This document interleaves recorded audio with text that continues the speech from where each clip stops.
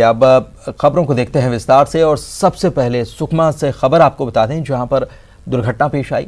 सीमावर्ती इलाके में पुल से नाव टकरा गई और पुल के कॉलम से नाव टकराकर डूब गई। ईस्ट गोदावरी जिले के चिंतूर में ये बड़ी दुर्घटना हुई है। चिंतूर में शबरी नदी के पुल के कॉलम से ये नाव टकरा गई। नाव में 3 लोग सवार थे। रेस्क्यू टीम ने तीनों लोगों को बचा लिया।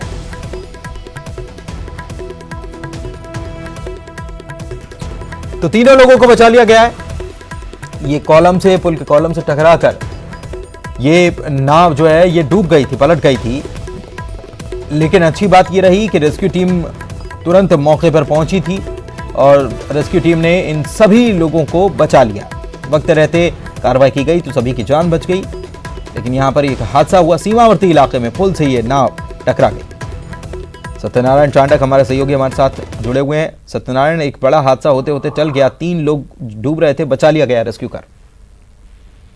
जी बता दूं कि लगातार जो है बारिश हो रही है, जिसके चलते सबरी उफान पर है और उसके साथ साथ जो सीमावर्ती इलाके में गोदावरी नदी है वो भी जो है उफान पर है। वहां पर बचाव राहत का कार्य किया जा रहा था। कल जो खबर मिली थी, कल शाम के करीब 7:30 बजे एक नाव जो है राशन सामान लेकर कुछ ग्रामीणों के पास जा रही थी। तभी जो है अंधेरा होने के कारण जो है नाव पुल से टकरा गई, जिससे जो है नाव के 2 हिस्से हो गए और इसमें जो सवार 3 लोग थे वो पानी में डूब गए थे। उसके बाद जो है जैसी जानकारी मिली तो मौके पर जो है आंध्र प्रदेश की पुलिस और रेवेन्यू टीम मौके पर पहुंची। बचाव कार्य किया गया। करीब 1 घंटे मशक्कत के बाद जो है तीनों को जो है बचा लिया गया। उसके बाद तीनों को अस्पताल ले जाया गया, जहाँ उनका उपचार चल रहा है और तीनों की स्थिति सामान्य है। जी शुक्रिया आपका इस जानकारी के लिए। तो तीनों की स्थिति सामान्य बताई जा रही है। अच्छी बात यह है उपचार शुरू कर दिया गया है। मुंगेली से खबर, जहां पर बाढ़ से लोगों को राहत थोड़ी मिली है। नदी नालों का पानी यहां पर कम हो गया है और आपदा में 6 लोगों की जान भी चली गई। 3 लोग तो बह गए और 3 की आकाशीय बिजली गिरने की वजह से मौत हो गई। सैकड़ों घर इस दौरान बर्बाद भी हुए और 3000 से ज्यादा लोग इससे प्रभावित हुए हैं। अब नुकसान का सर्वे कराकर मुआवजा दिया जाएगा, कलेक्टर की तरफ से कहा गया है।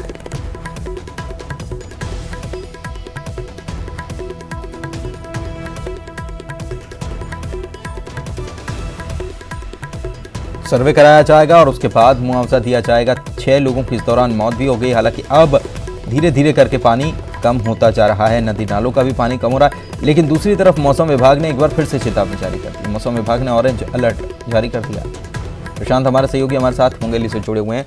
प्रशांत, अब लोगों को जरूर राहत मिली है, लेकिन इस दौरान काफी नुकसान हो गया और कब तक इन लोगों के नुकसान की भरपाई की जाएगी? कलेक्टर कह रहे हैं कि सर्वे किया जाएगा। कब तक सर्वे का काम पूरा कर लिया जाएगा? जी मैं बता दूं कि 3-4 दिनों से जिस तरह बारिश हुई है, बाढ़ का कहर था। अगर मनियारी नदी में जिस तरह बाढ़ आया था, सैकड़ों लोगों को प्रभावित किया है और 6 लोगों की जान भी इस बाढ़ आपदा में गई है। मैं बता दूं 3 लोगों की मौत आकाशीय बिजली से और 3 लोगों की मौत बहने से हुई है। वहीं सैकड़ों घर भी गिरे हैं और क्षतिग्रस्त हुए हैं। वहीं हजारों लोग यानी इस बाढ़ से प्रभावित हुए हैं। मैं बता दूं कि लुरमी इलाके में ही अकेले 622 परिवार के लगभग 3000 लोग इस बाढ़ आपदा से प्रभावित हुए। वहीं जनप्रतिनिधि अब इन लोगों के पास जा रहे हैं, अधिकारी अब सर्वे की बात कर रहे हैं। कल हमारी बात मुंगेली कलेक्टर PS एल्मा से हुई थी, तो उन्होंने कहा है कि सर्वे कराई जा रही है और जल्द से जल्द इनके मुआवजे का प्रकरण बनाकर सहायता राशि जो प्रावधान है वो इनको मुहैया कराया जाएगा। अब देखना यह होगा कि इनको ये जो सहायता राशि है कब तक मिल पाती है। शुक्रिया आपका इस जानकारी के लिए।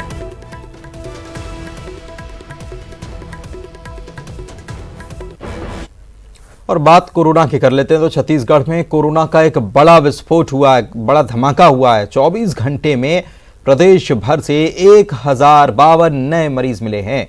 रायपुर से सबसे ज्यादा 341 नए मरीज मिले। 24 घंटे में कोरोना से 8 लोगों की मौत भी हुई है। एक्टिव मरीजों की संख्या लगातार बढ़ते हुए अब 6726 को छू गई है। कुल पीड़ितों की संख्या बढ़कर 18,637 हो चुकी है।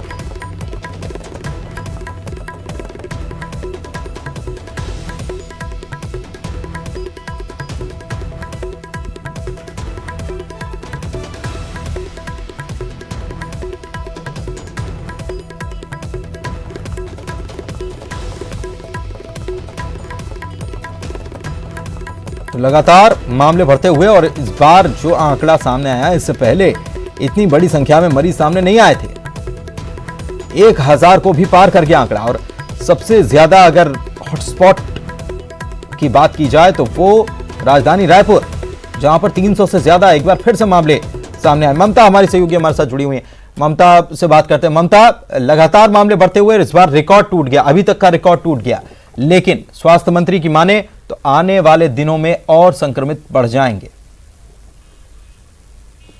देखिए, रोज अगर हम बात करें तो रोज हम बता रहे हैं कि आज रिकॉर्ड टूटा, यानी कि साफ है कि रोज जो संख्या है वो बढ़ती जा रही है। और जो संख्या, बढ़ी हुई संख्या सामने आ रही है, जाहिर तौर पर वो हमें बहुत ज़्यादा अलर्ट कर रही है, एक तरह से अलार्मिंग है। हालांकि अगर हम बात करें तो लगातार इस बात को लेकर भी तर्क दिए जा रहे हैं कि जाँच ज़्यादा हो रही है तो मरीज सामने आ रहे हैं। लेकिन अगर हम बात करें तो कल खुद स्वास्थ्य मंत्री ने कहा था कि अगस्त आखिर तक के करीबन 30,000 तक के मामले जा सकते हैं छत्तीसगढ़ में। तो ज़ाहिर तौर पर स्थिति काफ़ी अलार्मिंग है, लोगों को अब सचेत होने की ज़रूरत है।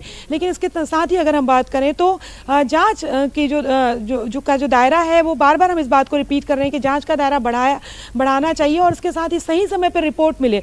देखा गया है कि रिपोर्ट को लेकर काफ़ी दिक्कतें आ रही हैं, 15-20 दिन हो जा रहे हैं लेकिन रिपोर्ट नहीं मिल पा रही है।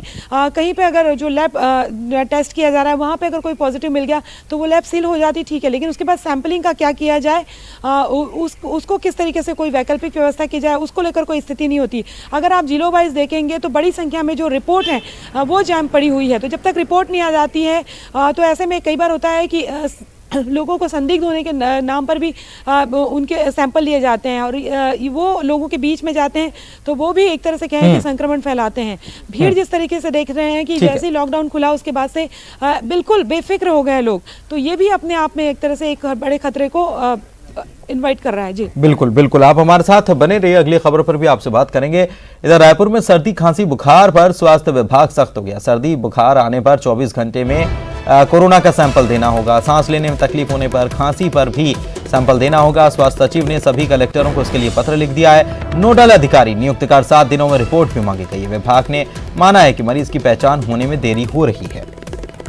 ममता हमारी सहयोगी हमारे साथ बनी हुई है। विभाग, ममता, मान रहा है कि मरीज की पहचान होने में देरी हो रही है, ये भी कह रहा है कि 24 घंटे में सर्दी खांसी अगर बुखार है आपको तो 24 घंटे में सैंपल देने होंगे, लेकिन उस सैंपल की रिपोर्ट कब आएगी, सवाल ये है। जैसे आप कह रही हैं कि 20 दिन में रिपोर्ट आ रही है तो फिर ये बहुत चिंता की बात है, बहुत ज्यादा चिंता की बात है। देखिए, जब आपकी किरकिरी होने लग जाती है तो आपके पास मानने के अलावा कोई रास्ता बच नहीं जाता है, एक बात तो है। दूसरी बात ये है कि जिस तरीके से अगर अभी ठीक है, ये डिसीजन अच्छा है कि सर्दी खांसी जिसको भी हो वो जाकर तुरंत सैंपल दे और उसकी रिपोर्ट, लेकिन सवाल इस बात को लेकर है कि जिनको कोरोना संदिग्ध मानकर जिनकी जाँच की जा रही है उनकी रिपोर्ट नहीं आ रही, तो कहीं ना कहीं व्यवस्था में सुधार करने की ज़रूरत है। और जिस तरह से बार बार पहले ये कहा जा रहा था कि सैंपलिंग बहुत ज़्यादा हो जाएगी तो भी दिक्कत होगी, कई सेंटर्स ऐसे हैं जिन्होंने सैंपल लेने से मना कर दिया था। बीच में हमने देखा था कि इतना ज़्यादा ओवर संख्या जो है बहुत ज़्यादा हो गई थी सैंपल्स की कि रिपोर्ट देने में काफ़ी परेशानी होगी, जांच को देने में काफ़ी परेशानी होगी।